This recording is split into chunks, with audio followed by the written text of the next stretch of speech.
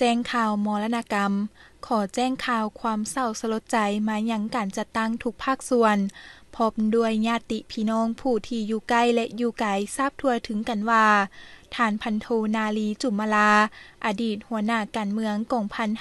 587พนักงานปฏิบัติอาวุโสบำนาญผู้เป็นผัวเป็นพ่อ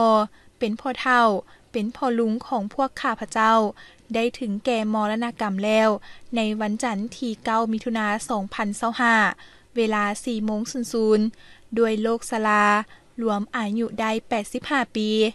ปัจจุบันศพของเพิ่นได้บำเพ็ญกุศลไว้ที่เฮือนของเพิ่นเองที่บ้านนาหน่วย15เมืองไซธานีนครหลวงเวียงจันทน์วันชาปนกิจศพจะได้จัดขึ้นวันพุธที่11มิถุนายน2025เป็นมื้อทรงสการเวลา 13:00 นอยู่ที่วัดบ้านโน้นบ่อแก้วเมืองไซธานีนครหลวงเวียงจันทน์